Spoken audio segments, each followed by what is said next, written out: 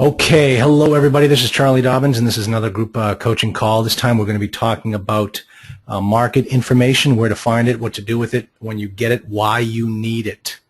That's the key. You might think to yourself, well, yeah, I just want to know what's going on in my marketplace. No, remember, you're in sales. You've got to sell your deal, and part of selling your deal is understanding the product, and part of the product is knowing your market. So that's why you're going to be using this information. And I'm going to show you how to get it, why you need it, and where you're going to put it. Didn't sound right. I know Bob Bryantton right now is laughing. Okay, let me kill this here. All right, so, but before we get started, what I want to do is give you a little bit of housekeeping. I kind of want to give you an overview. I'm trying to be very, very organized this year. And just kind of give you an overview of what we're going to be doing in February. And what I want you to be doing in February is, of course, making offers, evaluating deals. That's the action that you can control. You cannot control somebody else accepting your offer. The only thing you can control is making the offer. So don't put this in the back burner. Start doing a little bit every day and start making offers. So we've got the two group coaching calls this month coming up in February. It's going to be February 2nd and then February 19th. Note the times, 4 p.m. I think I kind of vary those throughout the course of the year. Sometimes we'll do it earlier. I know that there are people on the West Coast, and this is kind of hard for them. And sometimes we'll do it later. And people on the East Coast, like myself, that's hard for us. But in February, we're keeping everything right at 4 p.m. I'm going to keep it kind of concentrated. February 2nd, we're going to do a question and answer with one of my clients who's a multifamily investor, obviously, and we're going to talk to him, and it's going to be an open line. You can ask any question you want. How did he get started? Where did he get his money? How's it going so far? And I've got a couple of different clients that I'm going to approach and see if they're interested in doing this. I'm sure they would love to talk to other new investors and tell them all the good, the bad, and the ugly of this business. But just to get you prepared and really to build up your confidence in this business so that you know what to do. The second thing, on the 19th, we're going to be talking about preparing for the sharks. Now what we're talking about today as far as market data is going to be used in the conversation on the 19th regarding preparing for the sharks. Now, when I talk about sharks, I'm talking about not just the banks, or if you're dealing with some type of an investment fund. I'm talking about just your regular investor that you have to sit down across the table from and sell the deal to. What do you need to do to prepare for that conversation? I know that whenever we were pitching a deal to one of our investors, we always went to one particular investor first.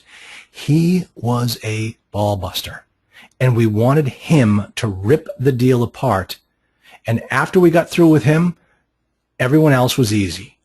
But he asked the toughest, most probing questions that we had better have made sure that we knew what the answers were, or we would look ridiculous. And so that's what the February 19th coaching call is going to be about, is preparing for the sharks. Now, February 9th, we're going to do the offer writing workshop. If you have a property that you're trying to evaluate or you don't know what to do with, and you want to see how I take that property package from the very beginning, you just sending it to me, I'll even open it up right there on live on air, and I will start to evaluate that deal with you, and so that you can see how I take it from the opening of the property package all the way to the drafting of the offer. And if you're working on any particular deal, shoot it on over to me, info@multifamilyinvestingacademy.com, and I will make sure that deal gets looked at during the offer writing workshop.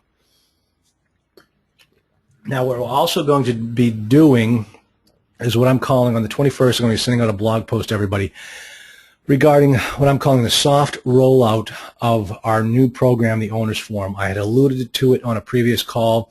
We've kind of mapped it out a little bit more. We now have a better understanding of what we can offer, what we need to offer in order to help investors get to their first deal. And so that will be coming out on the 21st. It's a soft rollout. It's going out to everybody, but it's really only available to those people that are in my Masterclass Elite program right now, which, of course, you are them. because you need to be in this Masterclass Elite program for at least 3 months before you're even invited into the Owners Forum. It is not for everybody. I don't want to just make this available to, there's got to be a learning process. You've got to see how I operate. I want to make sure that it's right for you, and if that matches up, then you can be invited into the Owners Forum. So watch the February 21st for that blog post. Now, let's talk about market research. All right, what do you need to know? And basically, in a nutshell, you're going to need to know everything about the market that your property is in. And that means both on a micro and a macro level. All right. So what you have to do is picture yourself going for that PhD doctoral thesis, and you're sitting across the table from 5 other instructors, and they're quizzing you on everything about that particular property, that particular deal that you're trying to raise money for. You have to understand, when you know the market information inside and out, it's going to make the raising of the money that much easier. And so in order to do that, you better be able to speak knowledgeably on both the microeconomics of the deal and the macroeconomics. So let's talk for a moment here about what the macroeconomics look like. What we're really talking about here are things like, first off, job growth. All right, if jobs are coming into a market, then that is where, remember, those are your customers. You sell products to those people. They are coming into that town, and they need to buy your product. If nobody's coming into your town, you don't have any customers. That's why you see most of the growth and all the the money is now starting to move towards the south of the country, southeast, southwest, because people are migrating to those areas. The baby boomers are getting older. They don't like the cold weather. They can't live in New York City anymore. Think about that. There's so many New Yorkers who have lived there all their life, and the day after they retire, they can't afford to live in their neighborhood anymore because the taxes are so high. So they start to move south. So you're starting to see, and the easiest way to determine the migration of people is by looking at the congressional seats. Who's losing congressional seats? Who's gaining congressional seats? Now, that doesn't necessarily translate all the time into job growth. It does most likely, it more than often does. But that's when we start talking about the submarket and making sure that the jobs are moving into that particular submarket. Because even New Mexico, that's down the southwest, but man, there's nothing there, and job growth in New Mexico is stagnant, if not down to nothing. So don't think because New Mexico's in the southwest, people are just moving there and there are tons of jobs. It's not like that. You've got to find those marketplaces where the census is telling you that people are moving there, but also the jobs are moving as well. Now, housing starts. What you can do to figure out the housing starts is by looking at the building permits. I'm going to, at the end of this video, at the end of this little presentation, I'm going to show you about 7 places on the internet to find all this information, and you all should be signed up with these 7 places. So if you're thinking to yourself, well, geez, how do I find building permits? How do I find housing starts? Don't worry about it. I'm going to show you how to do that in a moment. Right now, I just want you to understand what the building permits mean.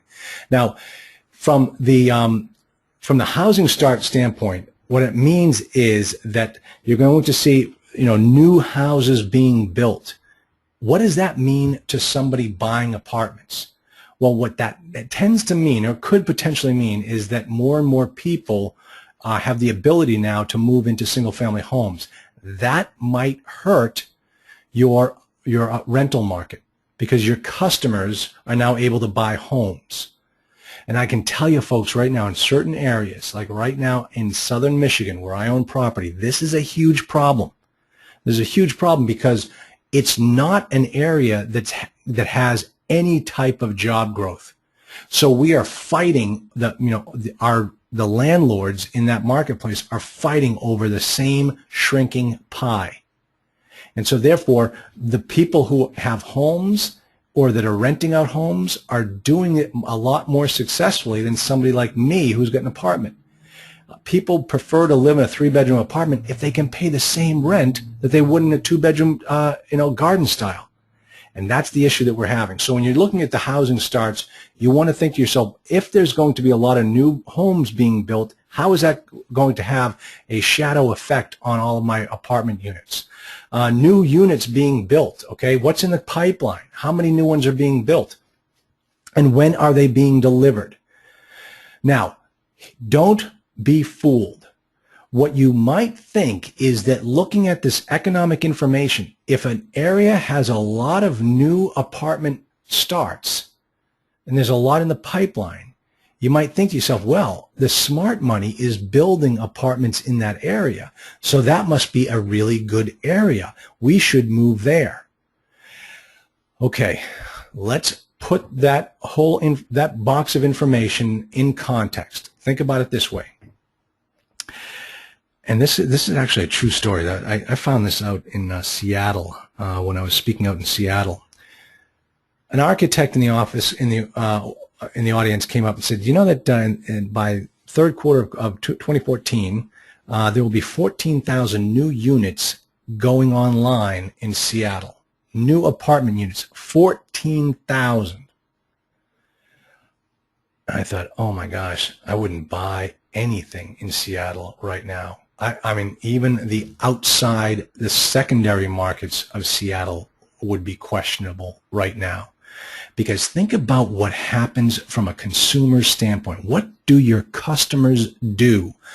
What happens to the marketplace when 14,000 new units come online? All right, so what type of units are going to come online? Class A property. Nobody builds 14,000 new Class C units. When you build a unit, it is a new Class A. So when you have Class A property, who goes to live in the Class A's? All the Class A residents. What happens to those existing units that have now just lost their A-class residents to the new construction, the 14,000 new constructions? Those properties, formerly A, are now B's. Well, what happens to the C's? What happens to the B's? They become C's. And the C's become D's. And that's what happens. People will fly to the, it's almost a sort of flight to safety, but it's a flight to quality, really. People start to move where their dollars can buy them more, and that's in the A. So all of those A-class properties that were there before are now B's. And all of the B's are now C's. So if you were out there in Seattle just looking to buy a property right now, and you're looking, hey, this is a beautiful B-class property. Well, in the next couple of years, through absolutely no fault of your own, that B-class property will soon become a C once those 14,000 units get fully occupied. So that's what you've got to think of when you look at new units being built. Don't necessarily think that's, hey, great, smart money is going in there. Yeah, you're right. Smart money is going in there with low cap rates and very high quality properties. But those people behind them are going to suffer. And unless you're the guy building the new units and you're the guy buying the C-class, you're going to have trouble. So those are some of the things you want to think about from a macro level. When you're sitting across the table from one of the leaders, well, I knew that was going to happen, as it always does.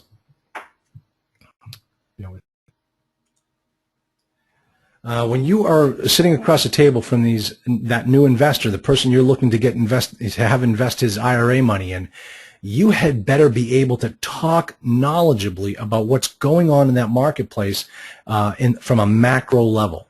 Now, what I did is here, I just threw in here. Let me see if I can find. Let me get my whoops. Let me just find my I can't find my hold on, let me pull it up here. There we go. So if anybody has any questions, or if you have yeah. Wise guy, let's see. Stay out of Asheville. Yeah, I'll stay out of Asheville. Okay, so anybody has any other types of properties that or other types of factors that you want to talk about from a macro standpoint, or even now, as you can see, from a micro standpoint, just fill it out in the question box, and I'll address it. So let's talk for a moment now about the micro level. Now this gets down to the sub-market. All right, every major MSA has a sub-market. Don't think that you can look at one particular major MSA like Atlanta and say, well, the vacancy rate in Atlanta is 8%. That's wrong. You've got to look at the sub-market that you're buying in. And every one of these, well, most of these reports that I'm going to share with you in a moment, they all give you the information about the sub-rate, the sub-market. So you will know what's going on in your sub-market. But you, sitting in front of that investor, had better understand what that sub-market is doing. And the types of things that you're going to look at are things like the vacancy rate. Every sub-market's vacancy rate is significantly different. So you've got to go in there when you're looking at the rent rolls of your property while you're doing the due diligence, and you're looking at that number for your rent roll had better match up very closely to the sub-market vacancy rate that you have from your market reports. If it's way out of kilter, either too high or too low, that's a problem. Too low, you know why. The guy's probably not running the property too well. But if it's too high and you're doing your due diligence, you've got to ask yourself the question, why is this property so much higher in the marketplace than everybody else from an occupancy standpoint? Why is their occupancy so much better? Is he giving things away? Is he offering concessions? Is he doing the right credit and criminal background check? Is he making sure that these are good customers that will soon become your customers? So those are the types of things when you look at the sub-market, you've got to understand. Same with the delinquency rate. Delinquency rate translates into the economic vacancy, translates into collections. You want to know, how well do people collect the money in this marketplace? Are these people all deadbeats, or do they all pay on time? That type of information is important. Now, the other thing is the absorption rate. Now, this is real. First of all, let me explain what absorption rate is. It's how quickly new units or units that are ready for lease can get leased up in that marketplace. If it's a hot market, it's going to take a couple of weeks, maybe a month.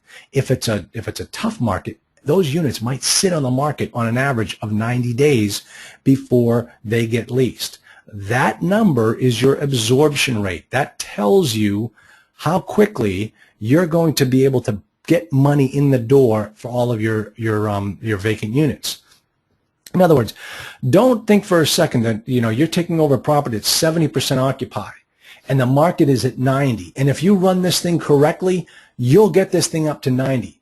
The question is, how quickly will you get this thing up to 90? In a month? Oh, really? Where are you getting that information from? If the market absorption rate says it takes 3 months for you to lease a unit, do the math and map out all of those units and figure out how long is it going to take me to fill up this whole property. To go from 70 to 90, when everything is running perfectly, it still might take you a year. So you've got to understand the absorption rate. And now a very smart investor sitting across from the table from you will ask you that question, most likely to trip you up. So you had better know what's going on in that market when it comes to the absorption rate. Now, the other thing is the rent growth. What's going on in that market for rental rates? Are they going up? Are they coming down? If they're going up, how quickly are they going up? And can that be sustained? That's another thing you want to think about. If you're looking at some of these economic indicators, some of these market research reports, and it's telling you in a particular submarket that the rental growth in that market is 4%, and I've seen this. I've looked at a couple of market reports recently where the rental growth was 4%. And now you have to sit in front of one of your smart investor friends. Don't base your prediction, your finances, your pro forma on the fact that you'll have a 4% per year growth in the rental rates, because that is, I can tell you right now, unsustainable. It won't be able, unless they're taking units off the market faster than they can put them on, maintaining a 4% market growth on your rental rates is unattainable. So don't sit in front of a very smart investor and say, oh, but our rents are going to go up 4% every year for the next 20 years. He's going to look at you and think like, well, thank you, but I'll pass. I don't think you have a realistic understanding of how this business operates. So make sure you understand when you see something as rosy as that, 4% market increase, don't think right away that that is just that's going to be sustained for the rest of the time that you own the property.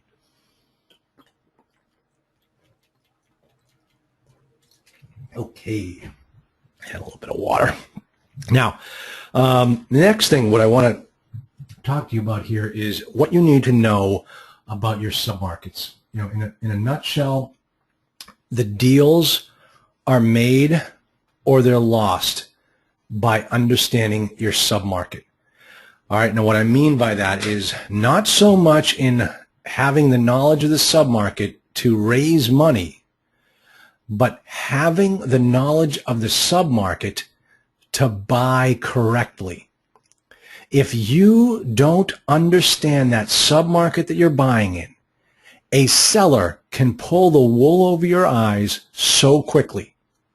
So you better be a great student of that particular submarket. And some of the best people that give you this information are cops, building inspectors, construction workers, guys who own contractors out there. I'll tell you, some of the information I found out, boy, there was a place in, oh, where the heck was it? Okay, let me give you two examples. The first one was in Fort Worth, Texas. There is a section of Fort Worth that has a particular neighborhood name to it, like Wildwood or something Wood. If anybody knows what I'm talking about, just type it in the question block and you'll know, and refresh my memory as to what it's called. But if you are looking for a property in this particular marketplace, in this submarket, you would be able to find phenomenal deals. You would be able to find sellers that are giving you just financing terms, seller financing terms that they just want you to buy this property. They want out so badly. And if you look at it, if you're new to the market, you might think to yourself, well, geez, why is this going on? What, I'll take these deals all day long. This is fantastic. Well, what you don't understand is that that particular neighborhood in Fort Worth was built up back in the late 70s, early 80s. And there were about 13, there were actually more than that. There was about 1,600 apartment units in a very tight area in this neighborhood. 1,600 apartment units. The thing about those apartment units that you need to understand is that these properties were being built at a time when the demographics showed that most of the people looking for apartments were single people. So there are 60% of the units in this marketplace, in this submarket, are one bedrooms.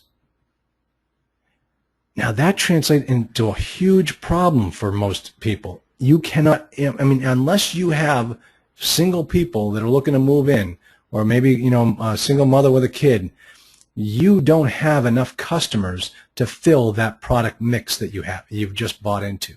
And unless you knew the market ahead of time, you would never have been able to figure that out. And the problem is that all of those sellers who are giving you great sweetheart deals, they found out that information the hard way. So this is the type of market data you need to know about the submarket that you're working in. All right, another one.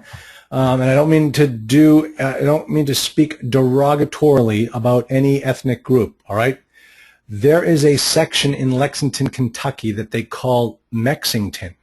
Mexington. Very Hispanic area. 1,300 apartment units on the same street. When you hear the brokers want to take you down to this street and they start offering you sweetheart deals with seller financing galore, you got to look to yourself and say, wait a minute. I can't compete against all these other owners when there are 1,300 virtually identical units all on the same street. That street's only about a quarter-mile long. But that is the marketplace that you're looking at. Now, these guys are going to come at you because they want out. And in order for them to get out, they've got to create a sweetheart deal. And when they create a sweetheart deal, they bring in, stupid money. And unfortunately, a lot of times that's going to be you. And that's what I don't want to have happen. Don't be that guy that doesn't understand the submarket and doesn't understand what they're buying into. All right, so that's why deals are made or lost here, not just from finding investment money, but from an operational standpoint as well. You've got to understand your submarket. All right, now let's take you through. Let's see here.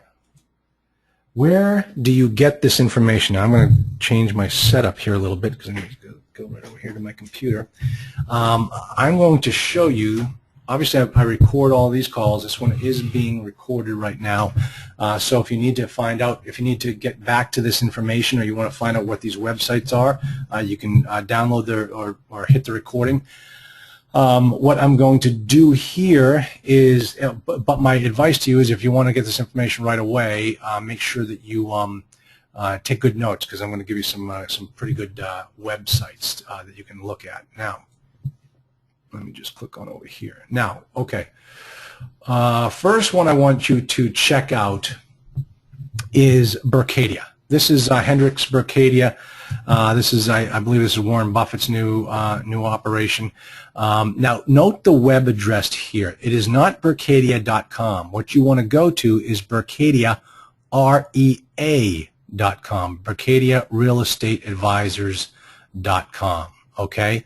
And what you're going to do is you're going to come to this page and you're going to click on the company overview, scroll on down to the National Apartment Research Center, click on that, and I'm going to have you click on the market reports right here.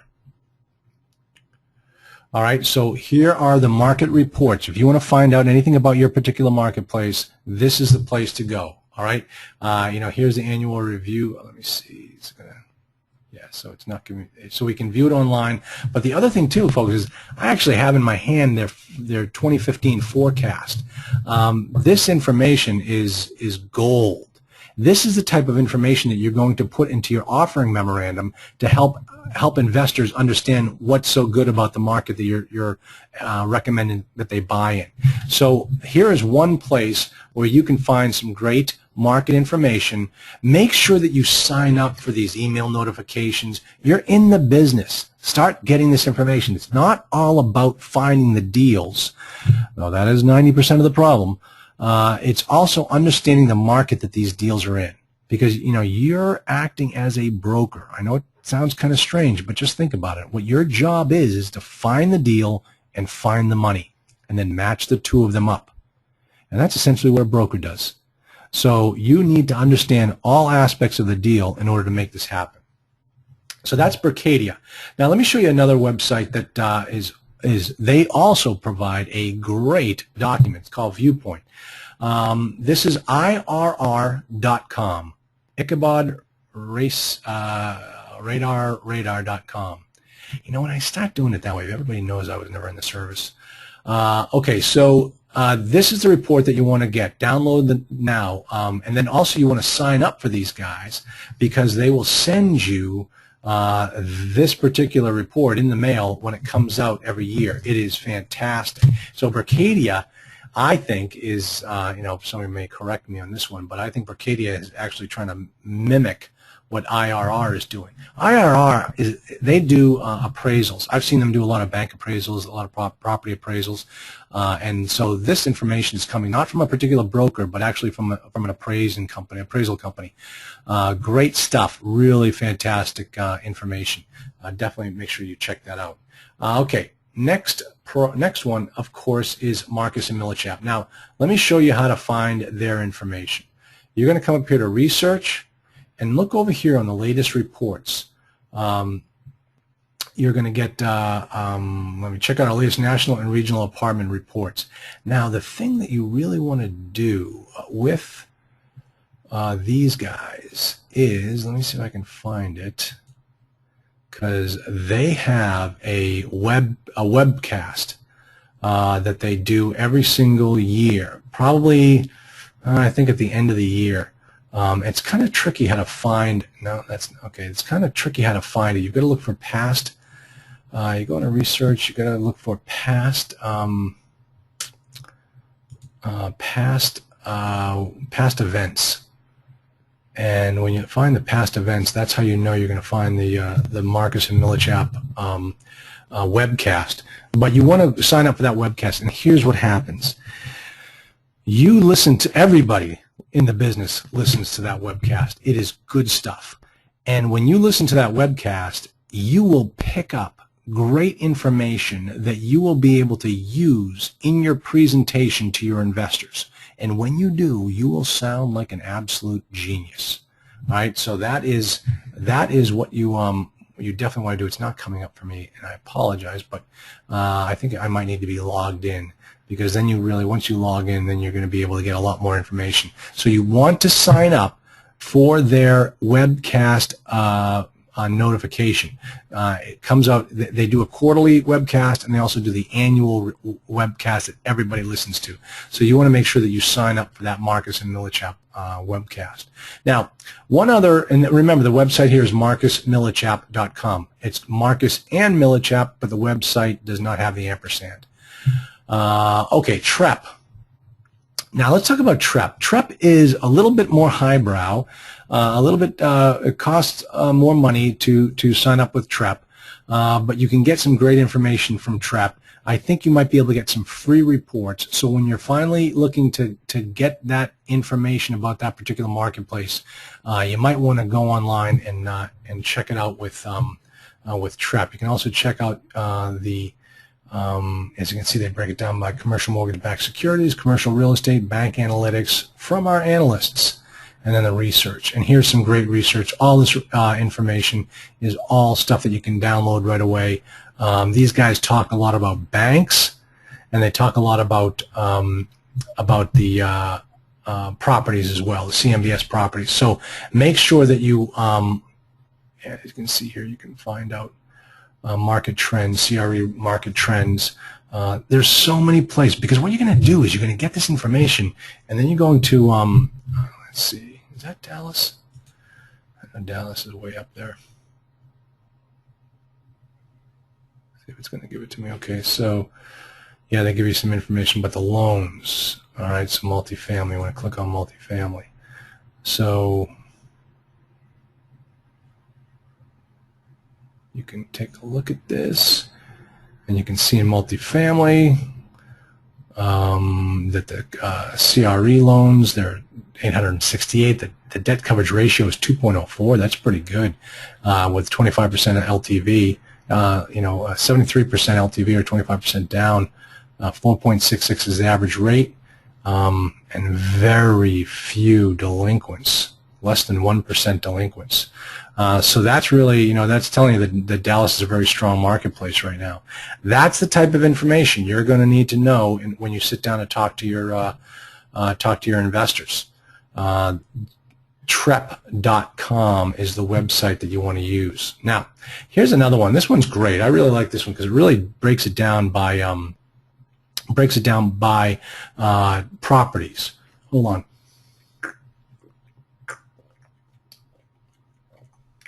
I think they're going to give you some reports for free, the Island reports. But this is Pierce Island, and what you want to do is, let's take a look at some of these things. Market conditions review, Island reports, Island forecast. I'm just having a little trouble with my screen here. Let's take a look at our markets. Let's say that we're looking in the southeast. Let's say we're looking for in the Charlotte marketplace. We actually shouldn't be looking at Asheville right now. Oh, look at Charleston is new. Yay, Charleston. So let's take a look at the Charlotte market, see what Pierce Island gives us. This website is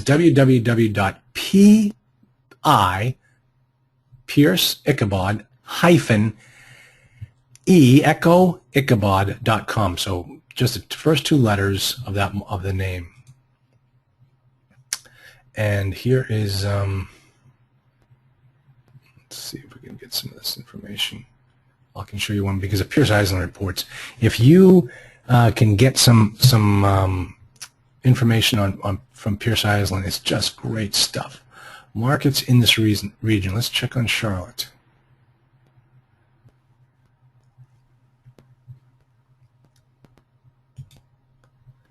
And of course it just sits here. They look at every single property, 50 units or more, and they show you everything. They go right down to who owns the property, and they'll even tell you the guy's phone number as well.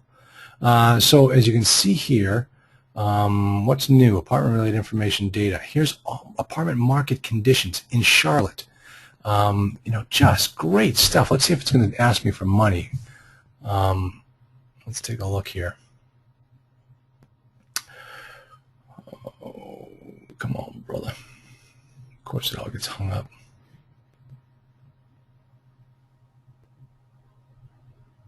There we go. Well, here are the rental rates, and it'll tell you, what the high and the low for 1-bedroom, 2 bedrooms. Completed sales in the last 60 days, 5 properties for 1,815 units in the last year to year. So as you can see, they're selling more now. 34% increase in properties sold on new construction. So this, believe me, this information is very, very limited. The stuff that Pierce Eisland will give you is amazing. It'll give you I was shocked. Such great information. If you're looking to find out stuff about about a property you're interested in, pull up a Pierce Eisland report, pay the money for it, and just you'll find out when it was bought, when it was sold, how much the guy paid for it, how many units, what's a vacancy, what's the NOI.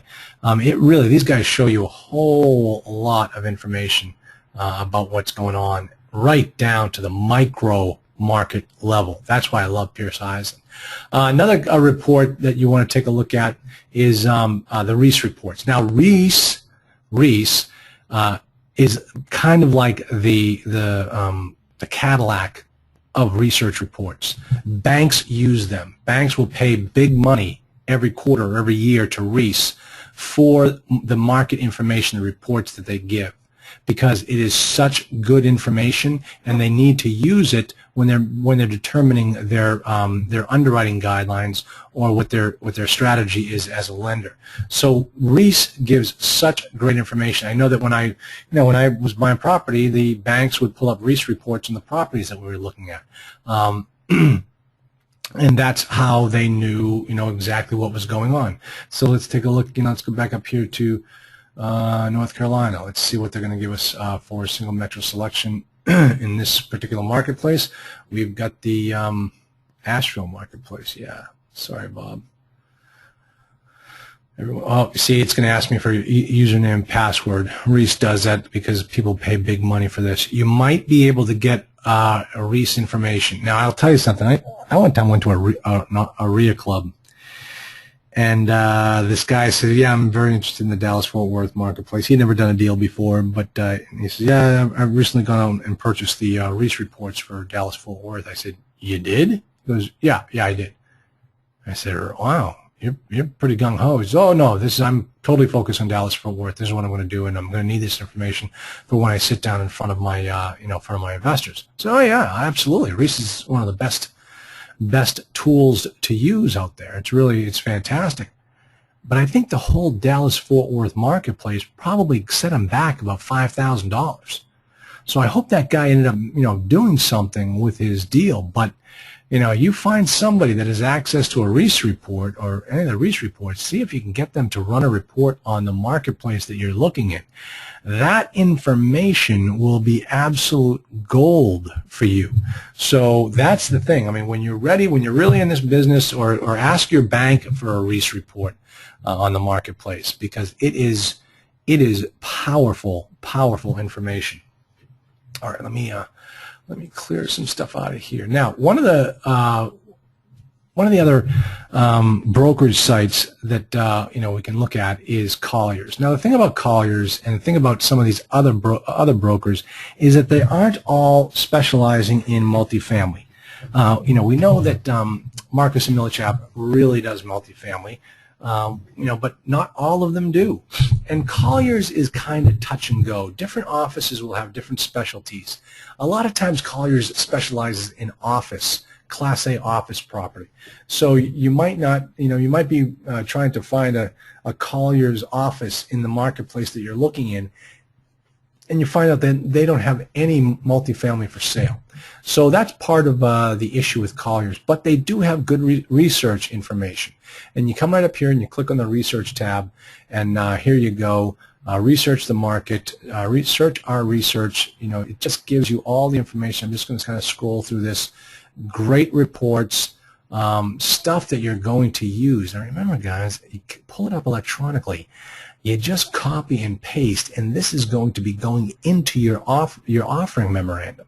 Of course, you cite it and you credit it to the person that you took it from, but it's really just a cut and paste job to let your investors understand what see all this great market research. But that is not a substitution for you knowing the market. You've got to know the market cold. You just do. Let's not gloss over this. This is what you need to be doing. All right, that's Colliers. Okay, now take a look at this particular site, HUD.gov. Yeah, all right, but this one is really predominantly for a lot of times for affordable housing. You'll see a lot of that in here. I'm not going to do the data sets. I'm looking at the research and publications. Here are the different places you can find regional market analysis, research partnerships. Let me just click on this. But this HUD.gov also provides you with some very good information. National Housing Market Survey, third quarter 2014. Regional housing and analysis, state, metro, local housing market and data and analysis. Let's go back down to North Carolina because we love Asheville, and we're moving on. Everybody's going to start investing in Asheville. Let's see, and then see here you get down Raleigh, Durham, Asheville, and there's your comprehensive market analysis for Asheville. It doesn't cost you a dime. It's all on HUD.gov. There we go. Yeah, I just got a phone call, guys, from my daughter, who is out in LA living the life, and she started her internship today. And we were hoping that in this internship, she was hoping to meet her new boss today, but I've heard that he's not in the office. So one of these days, though, he will probably be in the office during her internship, and my daughter will get to meet her new boss, whose name is Tom Hanks.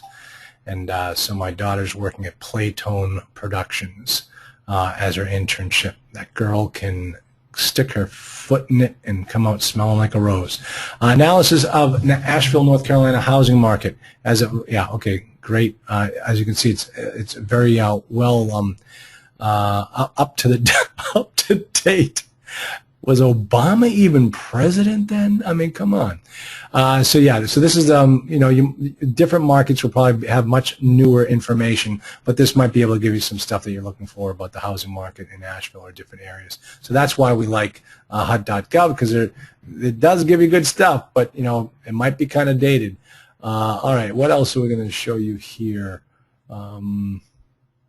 Let me just kind of clean out some of this. Okay, so that's HUD.gov. Let me show you this one, the United States Bureau of Labor Statistics. Remember how I told you before that you migrate to those places where people are migrating to because that's where your customers are going? Well, this particular website, bls.gov, this is from the government, Department of Labor shows this information. You can see all this great information. Let me just find the report that I want to show you. Take a look at this. If we go down to data tools, and you click on maps, all right? Now keep in mind, you're putting together a property package, an offering memorandum for your investors. You got to make it look as slick and as glossy as you can. Well, wouldn't it be cool if you come over here to the map section of BLS and you click on the customized maps, and you go right into Asheville, North Carolina. Let's click on. I think it's not going to go. States right here. Wait a minute. Here we go. And where was Charlotte? I was like Mecklenburg. Oh, I can't tell by the counties. Son of a gun. Let's see if it's, no, it's not going to let me do that. We can go by MSAs. Let's go by MSAs. Metropolitan Statistical Areas. Let's see. I was going to say it looks like it jumped to Alabama.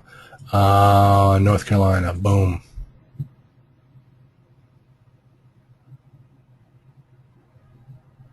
Let's see. All right, here we go again. Raleigh, Cary, Durham. Let's do Durham.